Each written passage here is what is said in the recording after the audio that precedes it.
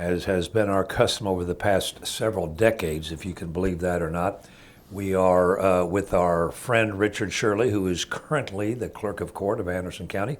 We are in his corner office in the courthouse down on Main Street, and he's going to give us an update on what's been going on in his proximity.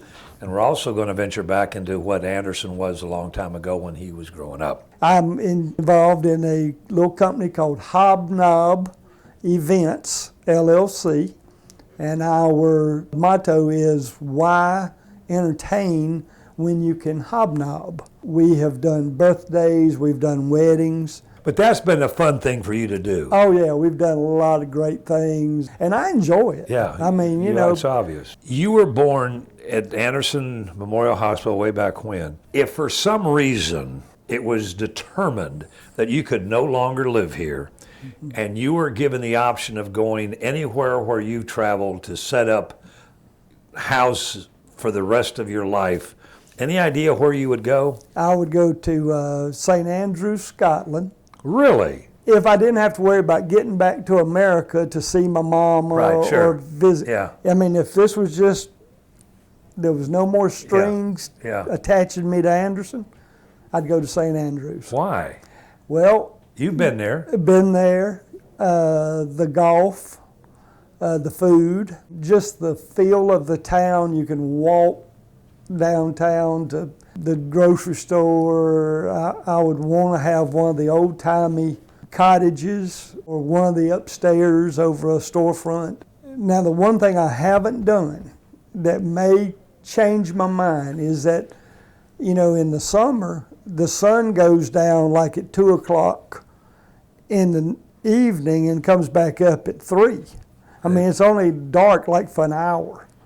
But in the winter, the converse is true. It's only light for an hour. So I may get tired of the dark. And I don't think it's just an hour. It's like 2 or 3. Yeah, sure. Yeah. But I mean, when we got through with dinner in the middle of summer at 11 o'clock at night, it was just like 4 or 5 o'clock in the afternoon.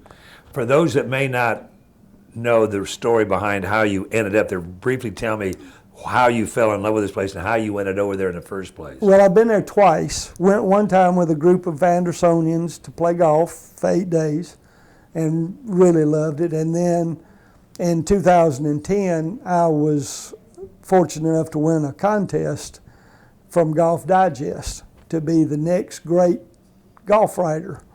And I got an all-expense trip paid to go cover the British Open, which they call the Open, at St. Andrews in 2010.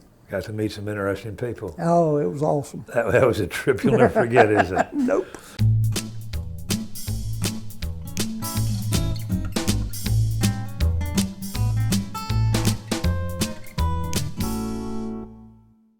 When you were in high school at Hannah, you worked. Tell me about that job and what Anderson was like and what you remember about Anderson downtown then as compared to what we have today. Well, I really worked for Spencer Shirley at Shirley's Trim Shop during the regular year. But at Christmas time, I developed a friendship with the men at Walters and Hillman's men's shop. And I worked for them when I was in college and came home. And back at that time, in the early 70s, mid-70s, downtown Anderson was still very much alive and well. And Gallant Belks was still downtown, and there were a lot of people my age who had downtown jobs. Gallant Belks used to hire college kids by the dozens. And so we would all be down here, and if you had, lunch break, you could go to the Midnight Maid, and there would be a table full of your friends, or you could go down to the townhouse, or you could go down to Big John's. You didn't have to worry about finding something to do. There was a friend. My buddy Ricky King worked over at Fant's Bookstore, which was right here, and I'd go see if he wanted to get a hot dog, and so it was a great time to be in downtown, and it really was the last hurrah, because shortly after, my career as a salesman for Walls and Hellman's when the mall opened up and everything moved up there. That was pretty much at that point the death toll for downtown. Yep, and it really took it on the chin in the late 70s, early 80s before we were able to say, all right, we got to do something down here to try to revitalize this place, but it wasn't easy.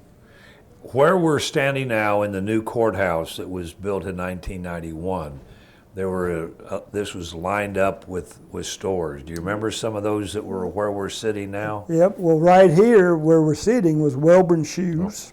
Beside it was Lerner's, which was a department store. Beside it was H.L. Green's, which was sort of like a Kmart. That was in the movie. That was in the movie. Of the name of the Midnight Man with Burt Lancaster. All right, then beside it was a building that I believe at the time Chris Pratt's father John, that was his law office, and on the corner was a wig shop. And then of course across the street was Dixon's Ice Cream, which eventually became one of Spencer Shirley's enterprises. Yeah. And he talked Arnold Perry into coming to work for him, and then they broadened their horizons up to Pruitt Shopping Center, and then Arnold asked Daddy if he could buy him out, and Daddy says, no, I'm just going to give it to you. And that was the beginning of Arnold's. And then they moved to where they are now. Yep. And they've expanded to Belton. Yep. And there are some, aren't they somewhere else, or is that too? Well, they're out at the Pine Lake Golf Club That's now, right. too. Yeah. Big John's, when it was an institution. Yes. Give our listeners an idea of what it was like going into Big John's for lunch. Well, there were two times you could go to Big John's and have a political rally if you wanted to. That was at breakfast time and at lunchtime. And then he closed about 2 o'clock in the afternoon. He was never open for supper much after he opened it. I think he realized that there really wasn't a lot of traffic in downtown. It was no sense in being open at night. But he would open like at 5 o'clock in the morning, close at 2. But the police chief would be there, the former mayors would be there. Attorneys, Harold Lowry used to walk his whole staff down there for lunch. Right. And you would go in the back. You'd go in the back if there was no tables. Right, yeah, because they had a bunch of tables in the back. Now, my father ate there every day. And At the counter. At the counter. But one day he came in and they were just packed. And Daddy went back in the kitchen, got a plate of food, sat down in the back, and instead of going back out front, he went out the back door. Figured he'd just catch up with John later. Well, John had a new waitress, and she came running out and said, Mr. Raftakis says the man going out the back door without paying. Well, for those of you who know John Raftakis, he was very excitable.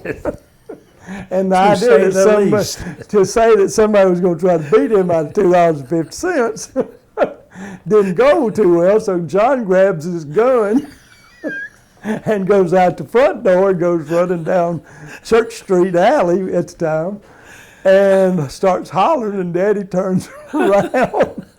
And the waitress, he says, is this the man you're wanting me to stop? She says, yeah. He says, you almost had me shoot my best customer.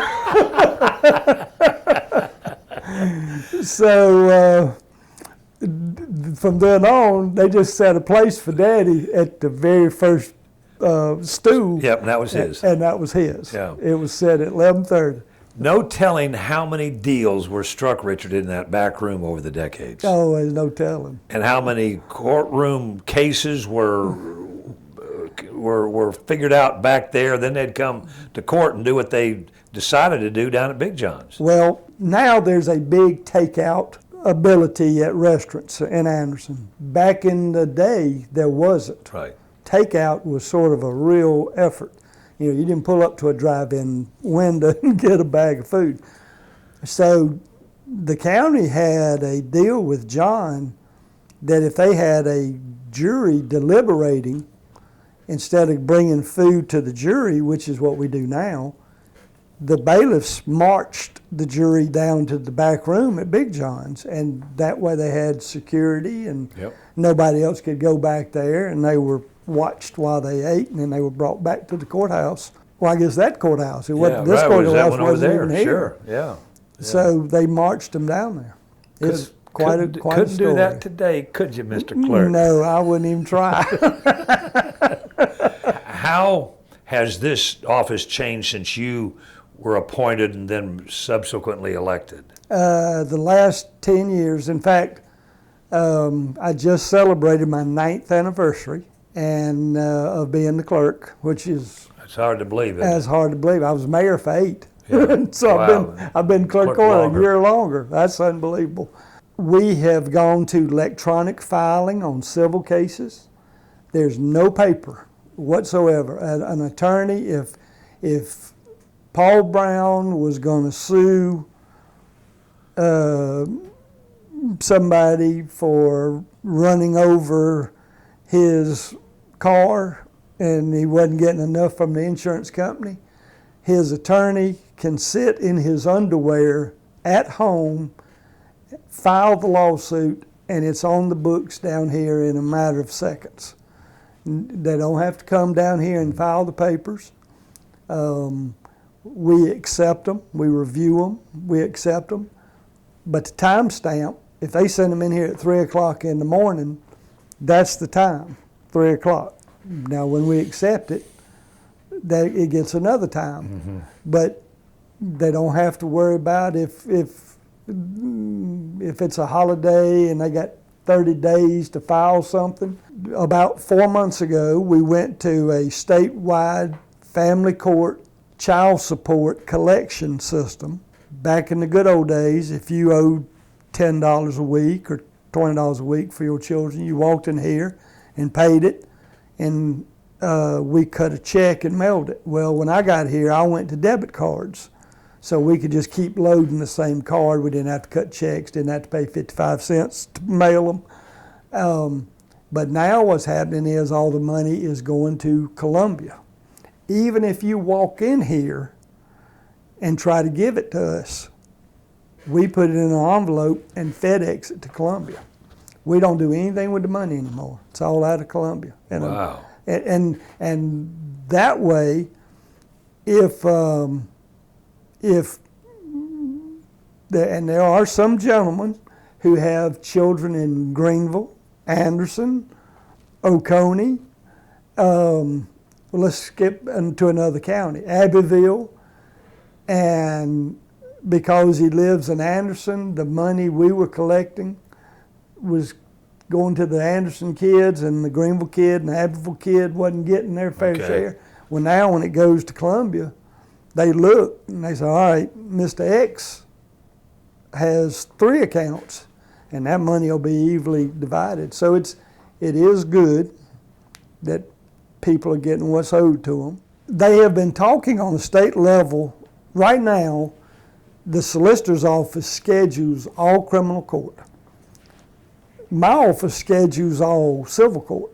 And there's been some discussion that is going to be moved into our office, that we're going to schedule criminal court. And let me tell you why. And this does not happen in Anderson. We have fully documented it. But in some of the smaller rural counties, somebody's arrested and the sheriff goes to, or the solicitor goes to him and says, plead guilty and I'll recommend a year in jail. And they say, no, I ain't pleading guilty. So the sheriff and the solicitor go away for a year, and they come back and say, all right, if you'll plead guilty, we'll let you out for time served. And people say, well, yeah, I'll do that. So that's sort of a way they manage their docket, is they just leave them in there till they're ready to turn them loose. And that might be against your constitutional rights. So, but that doesn't happen in Anderson. Right. That does not happen in Anderson. And if they want us to take that over, we're ready. And you're still having fun in the job. I love this job. There's something new every day. You don't believe the questions that come across the telephone. In so many ways, this really is public service. I mean, this job, I can't imagine anything better at this stage of my life than being the clerk of court for Anderson County. Well, we're glad to have you. Thank you, sir. Our guest has been Anderson County Clerk of Court Richard Shirley. We want to thank him for sharing his story with us. We want to thank each of you for tuning in and invite you to be back with us next week, same time, for our next edition of Conversations with Paul Brown. Until then, take care, everybody.